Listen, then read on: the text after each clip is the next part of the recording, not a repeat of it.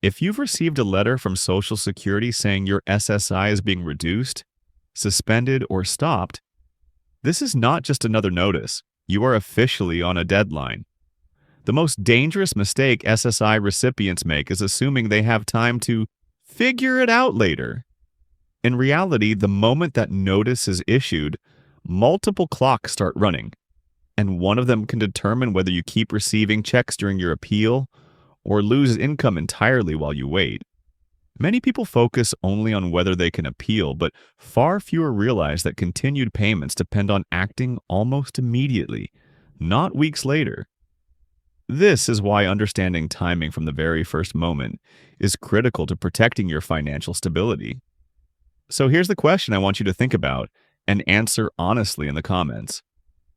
What type of SSI notice did you receive, and what exact date is printed at the top of that letter? That date is not just informational, it controls your rights. SSI appeal rules are built around notice dates, assumed receipt dates, and strict continuation deadlines. Two people can receive the same type of letter and have completely different outcomes simply because one acted within the required window and the other waited. If you don't know whether your notice involves a reduction, suspension, termination, or a medical decision, that confusion alone can cost you months of benefits. Identifying the notice type early is the first step in deciding whether payments can legally continue while your appeal is pending.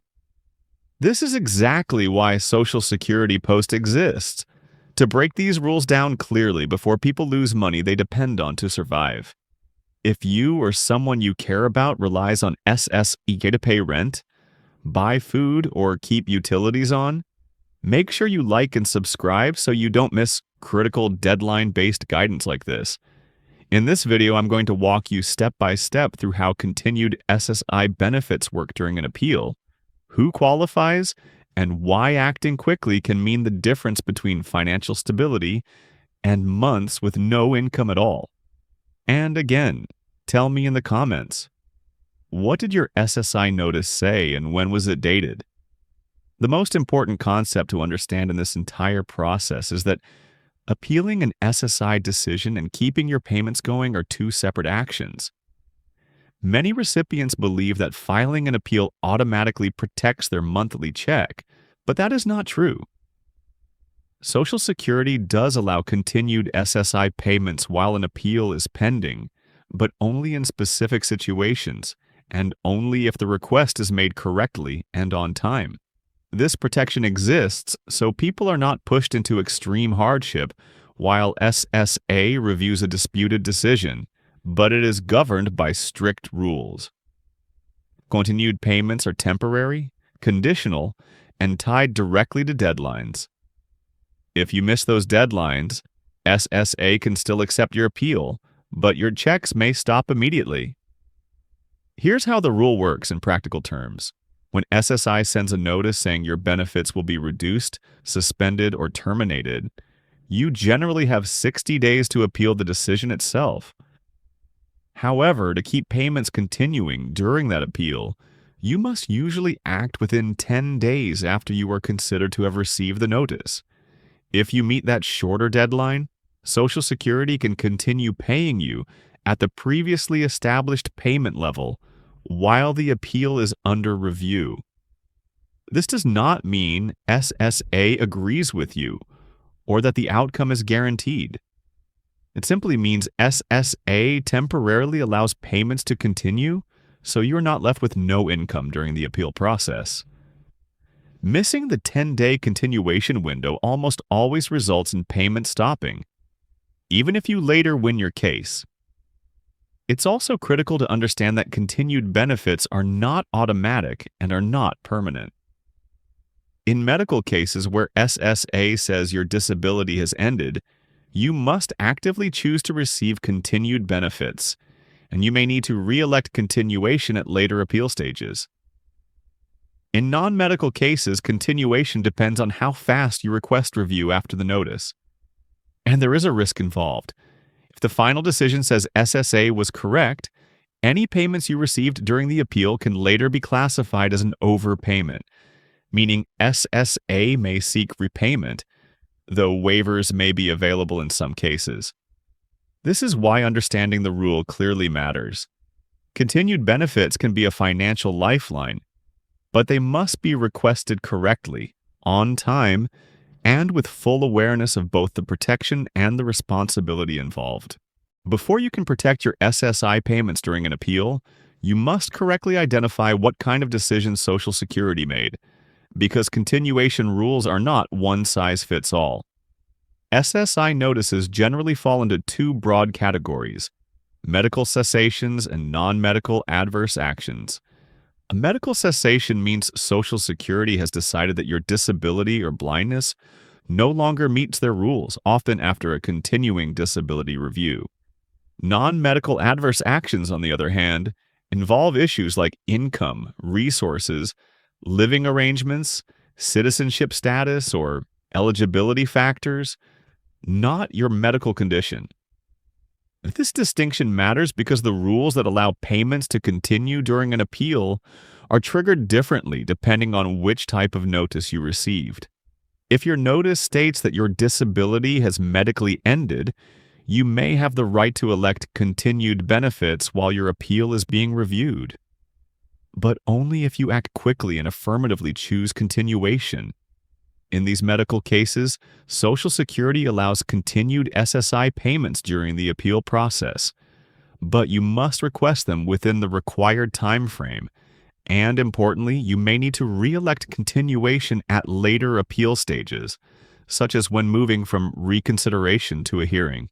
Continued benefits and medical cessations are not automatic, and failing to check the right box or make the request again can cause payments to stop, even if your appeal is still active.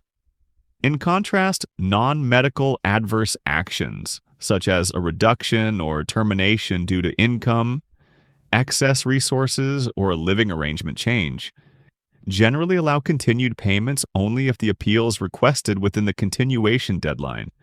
In these cases, the key factor is speed. Social Security typically assumes you received the notice 5 days after the date printed on the letter, unless you can prove otherwise. That means your continuation window may already be half over by the time you open the envelope. If you miss that window, you can still appeal, but payments usually stop until a decision is made.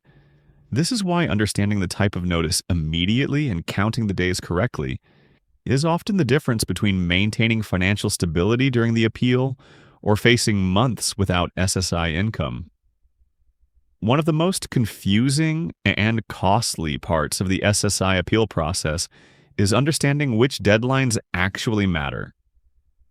Most people hear that they have 60 days to appeal a Social Security decision, and while that is generally true, it is only half the story.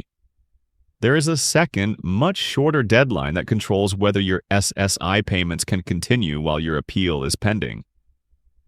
If you focus only on the 60-day appeal window and ignore the shorter deadline, you can technically file a timely appeal and still lose your monthly income in the meantime. This is why so many SSI recipients are shocked when their checks stop even though they believe they did everything right. Here is how the two deadlines work together. After Social Security issues an adverse SSI notice, you generally have 60 days to request reconsideration or another level of review, depending on where you are in the process. That 60-day deadline preserves your right to challenge the decision itself. However, to keep SSI payments continuing during the appeal, Social Security usually requires that the appeal, or a specific request for continuation, be filed within 10 days after you are considered to have received the notice. If that 10-day continuation deadline is met, SSI payments can continue at the previously established level until the first appeal decision is issued. If it is missed, payments typically stop, even though the appeal can still move forward. What makes this even more critical is how Social Security counts the days. SSA generally assumes you receive the notice 5 days after the date printed on the letter, unless you can show that you received it later. That means the 10-day continuation window effectively begins running almost immediately after the notice date, not when you open the envelope or fully understand the situation. In real terms, many recipients have only a few days left to act by the time they realize what the letter means. This is why understanding both deadlines at the same time and acting based on the earlier one is essential if you want to protect your SSI payments while you appeal. One rule that quietly shortens your time to act is what Social Security commonly applies as the 5-day receipt rule. Under this rule, SSA usually assumes that you received your SSI notice 5 days after the date printed on the letter, regardless of when you actually opened it. This assumption matters because key deadlines, especially the 10-day window to request continued benefits during an appeal, are calculated from the presumed receipt date, not from the day you read or fully understand the notice. As a result, a letter dated on the 1st is often treated as received on the 6th, and your continuation deadline may expire around the middle of the month, even if the envelope sat unopened for days. While this 5-day assumption can technically work in your favor by adding a few days, you should never rely on it as extra time. Mail delays, holidays, and delivery issues do not automatically extend your deadline, and SSA generally expects you to act as if the notice was received on time. If you wait until the last possible day under the 5-day rule and something goes wrong, such as a fax failure, online submission issue, or office closure, you could miss the continuation deadline entirely. Once that deadline passes, SSA can still accept your appeal, but payments usually stop, and there is no automatic way to restart them while the appeal is pending. There are limited situations where you can challenge the presumed receipt date, but this requires evidence. For example, if you receive the notice later due to postal delays, hospitalization, or other serious circumstances, SSA may accept a later receipt date if you can show good cause. However, this is not guaranteed and often requires additional documentation and explanation. That's why the safest approach is to treat the notice date as the starting point and act immediately. When it comes to protecting SSI payments during an appeal, relying on assumed grace periods is risky. Acting early is the only dependable strategy. Not everyone who appeals an SSI decision can keep their payments going, so it's important to understand who usually qualifies for continued benefits during an appeal and why. In general, continued payments are available when Social Security has issued an adverse action, such as a reduction, suspension, or termination, and the recipient requests review within the required continuation timeframe. This protection exists to prevent sudden loss of income while a disputed decision is being reviewed, especially for people who rely on SSI as their primary or only source of support. However, continuation is tied to the type of decision and how quickly the appeal is filed, not simply to financial need or hardship. For non-medical cases, continued SSI payments are most commonly available when benefits are being reduced or stopped due to issues like income, resources, or living arrangements. If the appeal is requested within the continuation deadline, Social Security can continue paying benefits at the previously established payment level until the first appeal decision is made. This means the amount you were receiving before the notice, subject to unrelated changes, can continue temporarily. Importantly, continuation usually does not apply if the notice involves a penalty-type action, certain residency issues, or situations where eligibility ended due to factors that do not allow continuation under SSA rules. Understanding why your benefits were stopped is essential to knowing whether continuation is even possible. In medical cessation cases, where Social Security determines that your disability or blindness has ended, the rules are more specific but still allow continued benefits in many situations. Recipients must affirmatively elect to receive continued benefits and do so within the required time frame. Continued payments can extend through reconsideration and sometimes into a hearing, but the choice often must be made again at each appeal level. Unlike non-medical cases, Medical continuations carry a clearer repayment risk if the final decision confirms the cessation. Still, for many recipients, continued benefits provide critical income stability during a lengthy appeal process that can take many months or longer to resolve. Requesting continued SSI benefits during an appeal is not something you should leave to chance. It must be done deliberately and correctly. The first step is to file your appeal request as soon as possible after receiving the notice. For most SSI cases, this means requesting reconsideration at the first level of appeal. While the appeal preserves your right to challenge the decision, it does not automatically trigger continued payments. You must make it clear, either on the appeal form or in a separate statement, that you are requesting continued benefits while the appeal is pending. Many recipients assume SSA will infer this request, but if it is not clearly indicated, payments can still stop, even though an appeal is active. The second step is making sure your request is timely and documented. To qualify for continued payments, the appeal and continuation request generally must be submitted within 10 days of when SSA considers the notice received, which is often 5 days after the notice date. Submitting early is always safer than submitting at the last minute. Whether you file online, by mail, fax, or in person, you should keep proof of submission, such as a confirmation number, fax receipt, dated copy, or written acknowledgement.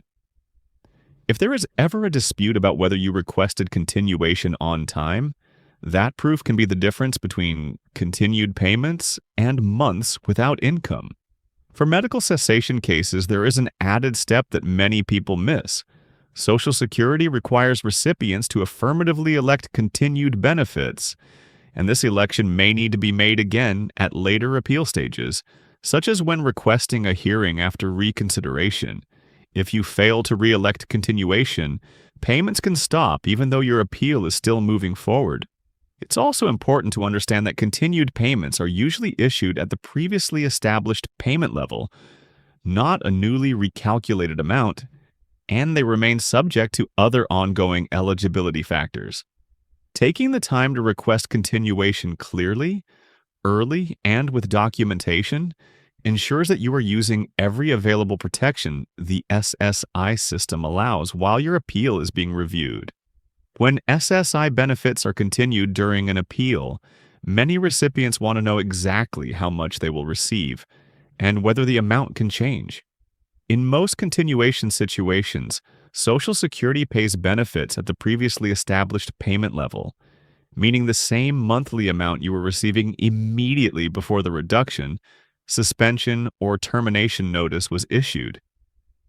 Continued payments are not a new calculation and do not reflect a decision on the appeal itself. They are a temporary measure to prevent a sudden loss of income. This is why some recipients see the same payment amount resume even though SSA believes a change is warranted. The continuation is based on status quo, not the disputed determination. To put this in context, using current figures, the maximum federal SSI payment amounts are $994 per month for an eligible individual, $1,491 per month for an eligible couple, and $498 per month for an essential person. Many recipients receive less than these maximums due to countable income, in-kind support, living arrangements, or state supplementation rules. If your SSI was already reduced below the federal maximum before the notice, continued benefits typically reflect that reduced amount, not the maximum. Likewise, continuation does not erase other ongoing requirements. Changes in income, resources, or household composition must still be reported and can affect the amount even while the appeal is pending. It's also important to understand what continuation does not cover. Continued benefits generally last only until the first appeal decision is issued, such as the reconsideration determination in non-medical cases or the medical reconsideration decision in cessation cases. If the appeal moves to the next level, continued payments may stop unless the rules allow and you properly re-elect continuation where required. Continued payments are meant to stabilize you temporarily, not guarantee long-term income. Understanding the dollar amounts involved helps you plan realistically. Knowing whether continued SSI will fully cover basic needs or whether additional assistance may be needed during the appeal process. Missing the 10-day deadline to request continued SSI benefits does not always end the discussion, but it does make things more difficult. Social Security allows recipients in certain situations to ask for an exception based on good cause, which means there was a legitimate reason you could not meet the deadline on time. This is most commonly applied in medical cessation cases, but it can also arise in other appeal-related situations. Good cause is not automatic, and it must be explained clearly. SSA looks at whether circumstances beyond your control prevented timely action, not whether you were simply confused or delayed without justification. Examples of situations that may qualify as good cause include serious illness, hospitalization, mental or cognitive limitations, language barriers, lack of access to mail, homelessness, or incorrect or misleading information from Social Security. SSA is required to consider your physical, mental, educational, and linguistic limitations when deciding whether good cause exists. However, the burden is on you to explain what happened and, when possible, provide supporting evidence. Even when good cause is accepted, SSA may still limit how far back continued benefits can be applied, and approval is handled on a case-by-case basis. It's important to understand that relying on good cause is a last resort strategy, not a safety net you should plan on. Many requests are denied because SSA determines that the individual could have acted sooner. If good cause is not granted, SSA can still process the appeal, but continued payments usually will not resume, leaving you without SSI income while the appeal is pending. This is why acting within the original continuation deadline is always the safest option. Good cause exists to protect people facing genuine barriers, not to fix avoidable delays. And knowing this distinction can help you make informed, timely decisions. One critical issue every SSI recipient must understand before requesting continued benefits during an appeal is the risk of repayment. Continued SSI payments are not free or guaranteed money. They are conditional. If Social Security ultimately decides that its original action was correct, any benefits you received while the appeal was pending can be classified as an overpayment. That means SSA may later send a notice demanding repayment of some or all of the continued benefits you received. This surprises many people, especially those who believed continued payments meant SSA agreed with them. In reality, continuation only protects short-term income while a decision is being reviewed. It does not erase the underlying dispute. The size of a potential overpayment can add up quickly. For example, if an individual receiving $994 per month continues to receive benefits for 6 months during an appeal and then loses, the alleged overpayment could total nearly $6,000. For couples receiving up to $1,491 per month, the numbers can be even higher. However, it's important to know that repayment is not automatic in every case. SSI rules allow recipients to request an overpayment waiver, especially if they were not at fault, and repayment would cause financial hardship. Many continued benefit overpayments are eligible for waiver consideration because the recipient followed SSA procedures and relied on the continuation rules in good faith. This is why requesting continued benefits is a strategic decision, not just a procedural one. For many people, the immediate need for rent, food, medication, and utilities outweighs the future risk of repayment, especially when waiver options exist. For others, the potential debt may be too risky. Social Security does not decide this for you. The choice belongs to the recipient. Understanding both sides of the equation allows you to make an informed decision based on your financial reality. Continued benefits can be a vital lifeline during a long appeal, but they should always be requested with full awareness of the responsibility that may follow if the final decision does not go your way. One of the biggest reasons SSI recipients lose continued benefits during an appeal is simple but costly mistakes that could have been avoided with clearer guidance.